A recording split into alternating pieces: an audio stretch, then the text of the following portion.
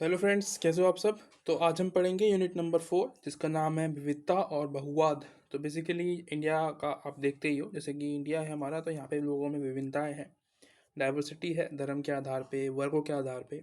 उसी के ऊपर ये चैप्टर है। ठीक है। बहुवाद यानी कि जैसे कोई भी कास्ट है, ठीक है, कास्ट के अंदर भी एक बहुत सारी कैटेगरीज आपको देखने को मिलती है। मैंने जैसे आपको बताया था, जैसे कि ब्राह्मण है, ठीक है।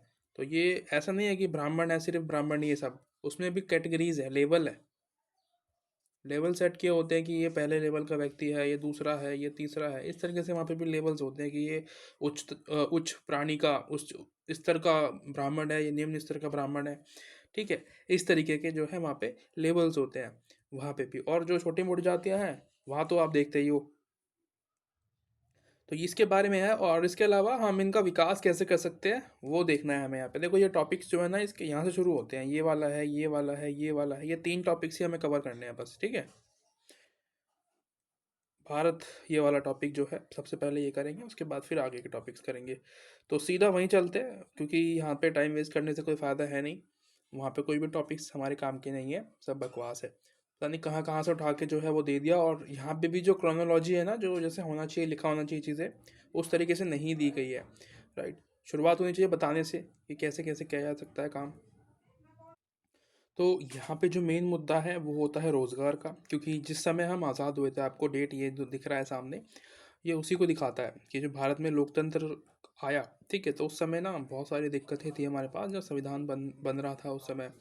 राइट। रोज़गार की दिक्कत थी, खाद्यान्न की कमी हो गई थी, तो बहुत सारे प्रॉब्लम्स थे उस समय। जो हमारे देश के राज्य नेता थे, राष्ट्रीय नेता जिनको कह सकते हैं, ठीक है, बहुत बड़े बड़े नेता जो थे, वो आज़ादी, समानता, भाईचारा, इनको सुनिश्चित करने की बात करते थे कि भाई इनको हमें लाना चाहिए, ताकि लोग जो है एक साथ आके काम करें और आर्थिक विकास पे ध्यान देना, कि जाति प्रथा पे, इन सब फालतू की जो ये चीज़ें होती हैं इन पे। ठीक है। तो इनके लिए जो है काम किया गया कि भाई कैसे हम आर्थिक विकास कर सकते हैं। उसके अलावा कह रहा है कि उसके अलावा यहाँ पे राष्ट्रवाद जगाने की बात की गई कि भाई हम भारतीय हैं सारे।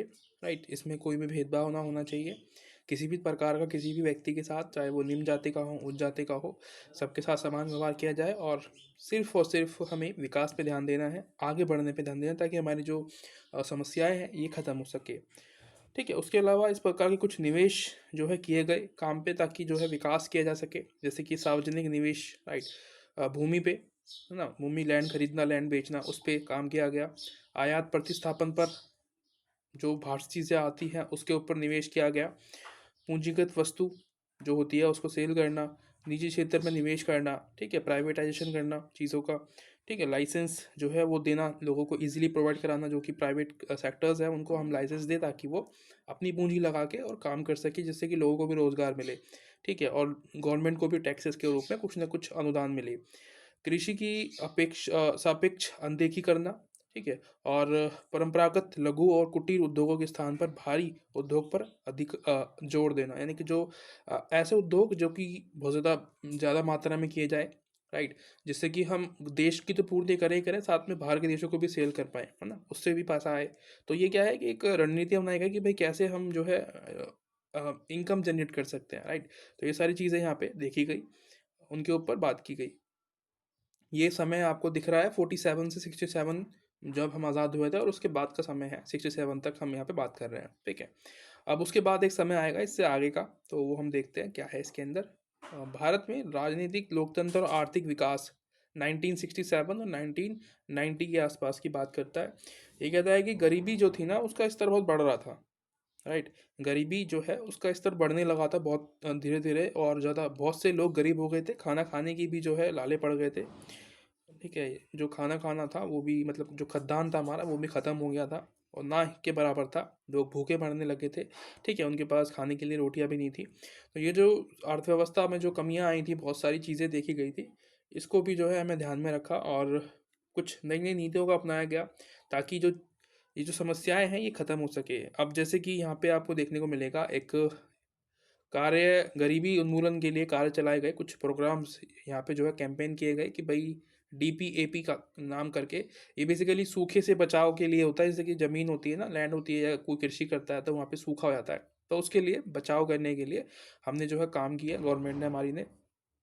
उसके अलावा सवार का ठीक है। उसके साथ साथ इसमें एक दो और जहाँ पे आपको जो है वो मिलेंगे देखने के लिए, शायद मैंने हाईलाइट नहीं किए होंगे, ये किए हैं पता नहीं, अभी दिखाता हूँ। ये रहा, ये बेसिकली रोज़गार को ख़त्म करने के लिए कुछ कैंपेन चलाए गए, प्रोग्राम चलाए गए, इनको आप प्रोग्राम कह सकते हो।